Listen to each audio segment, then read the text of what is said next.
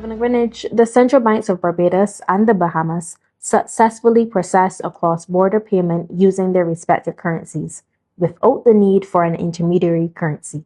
This is a significant trade breakthrough for the region. Tell me about the CARICOM payment and settlement system.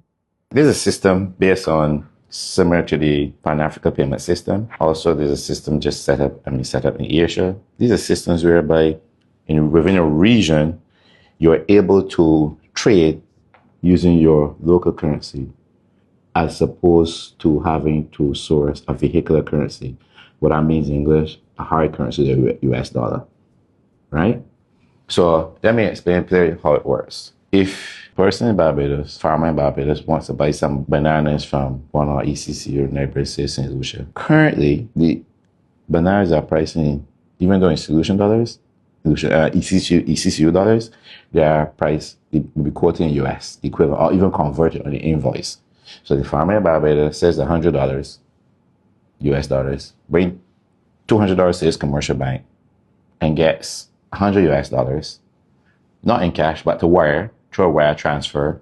And that wire transfer goes from his commercial bank, let's say is a local RBT or CBC, some local bank, to a corresponding bank in the United States. Maybe one or two it passes through. Then it gets route back to ECCB, to a commercial bank in the Eastern Caribbean area.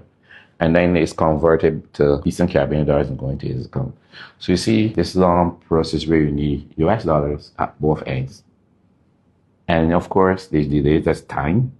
And it's a cost because each intermediary can take off a little piece of their cost for the transaction.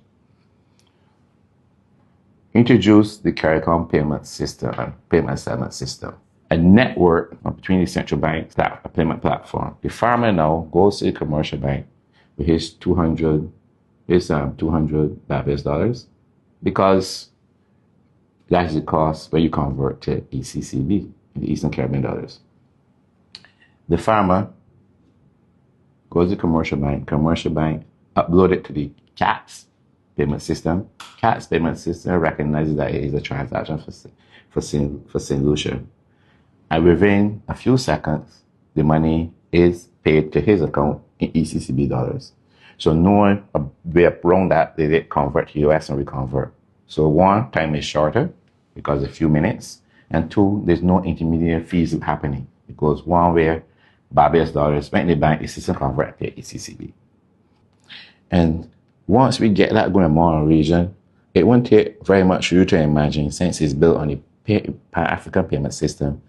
If we connect to the Pan-African payment system, now the whole African continent, we can do transactions. You can send money to Nigeria for business. We'll have to go through USA every instant, almost instantaneously. So now it becomes a facilitator for trade, and it can spur trade and growth. So to me, this is a very important development.